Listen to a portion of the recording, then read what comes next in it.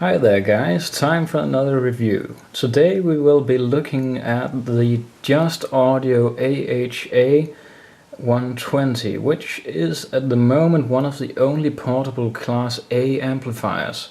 And you may say, Class A, how is that possible to make portable? If you know anything about amplifiers, you'll know that the Class A amplifiers are some of the most ineffective amplifiers in production at the moment, but also one of the best sounding amplifiers.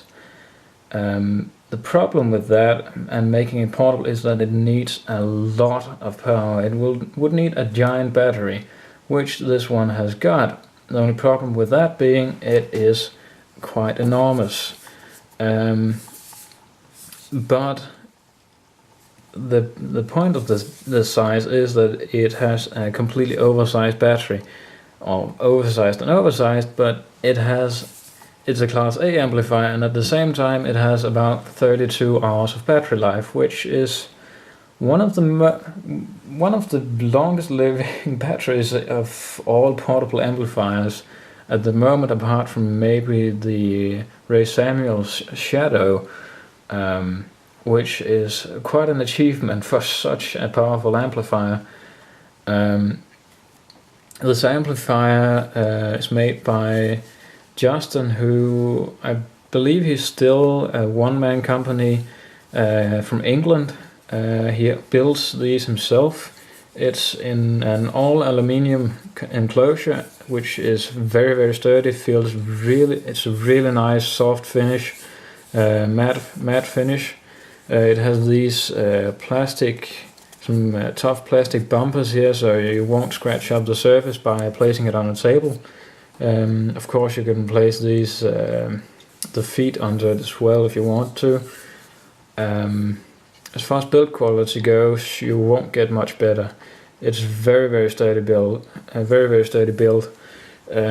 potentiometer is one of the things that I'd like to talk about. It serves as a potentiometer and on and off button at the same time, and it's quite a special one because this is a potentiometer made by Alps, and Alps makes I believe the best potentiometers in production to date when you're talking analog potentiometers. This is so smooth that you wouldn't believe it. It feels like a huge potentiometer on a large speaker amplifier because of what he calls the white velvet mod, which basically makes it feel like a weighted potentiometer. You might think, what is the other thing over here? Basically, to obtain a longer battery life, you will be able to control which impedance your headphones are. Not control, you'll be able to tell the amplifier that, for example, if you use 600 ohm headphones, it will need a bit more power. But if you're using in-ear monitors, you won't need that much power, and you might as well use a bit less, and thus have a longer battery life. You charge it via the USB port, and on the back here you have fast charge and slow charge. Fast is 9 hours and slow is 21. And then over here you have the power source which you can either set to the battery or auto, making it so that if you have it connected to the USB while using it, it will take power from there instead of using the battery, thus saving the battery life for longer. So you won't have to switch the battery as early due to basic wear and tear over time. So you could potentially use this as a desktop amplifier. I mean, it is fairly huge, as you can see the iPod here. It's quite a big amplifier, but it is really nice. Talking about the sound quality, which is really what matters about an amplifier, and which would tell you whether it's worth using such a huge amplifier or not. Really, with these high-end amplifiers, comes to which sound signature you like most of the time. I've compared this amplifier to the Ray Samuel's SR71B in single end mode, not balanced mode, which, since that wouldn't really be a fair comparison since it's a completely different topology. So in single ended mode, this amplifier, it's a discrete class A amplifier, which means it's fairly neutral. It's very close to dead neutral, but with a bit of musicality, a bit of warmth to it, not much, but just a tiny bit, making it a bit more interesting to listen to. It has a vast amount of detail, very, very high fidelity. It can sound a bit smooth, a bit too smooth at times. It's not an impactful amplifier in the same sense as, for example, the Colorfly player is. That has a very powerful impact on the bass notes. This one doesn't, and less so than, for example, the Ray Samuels SR-71B. But it's still alright. I mean, it's, as I said, it's close to neutral. Maybe a tad smoother than neutral, but very close.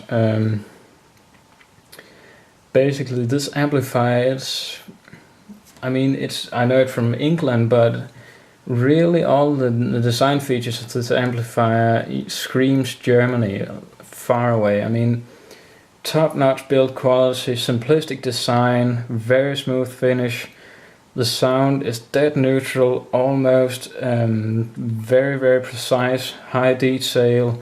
Only problem would be a bit too smooth bass for my taste, but a lot of people like it, and that sounds a lot like the sound signature of something like Sennheiser headphones, and for the same reason it does very, very well with German headphones, such as the Biodynamic T1 or Sennheiser headphones. Those are both some very neutral headphones that it does very well with. Of course, I have also tried it with something like the Odyssey LCD3, which it does very well with as well. And that's kind of the nature of a neutral amplifier. It won't color the sound, and thus you will simply hear the sound of your source and the sound of your headphones. So it won't really affect it so much, just simply give you the highest fidelity possible, which I believe this one does. It has a slightly better resolution than the SR-71B, at least in singlet mode anyway, but I just tend to like the darker sound of the Ray Samuels amplifiers a bit better than this one. But I would definitely recommend this amplifier if you have large enough pockets to use it. And it's one of the best amplifiers I've heard. As I said, it's on par with the SR-71B, which is currently one of the kings of portable audio. So if you get the chance to, you should definitely check this amplifier out.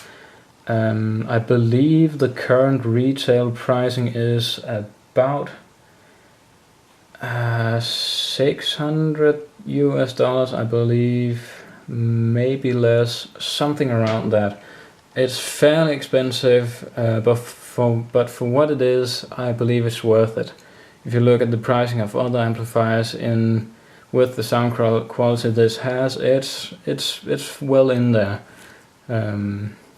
But yeah, as always, thumbs up if you like the video, subscribe if you want more. If you have any questions regarding this amplifier or anything hi-fi related, feel free to ask in the comments and I'll try to answer when I can. I usually answer within the same day if I see the message, sometimes within a few minutes even if you're lucky.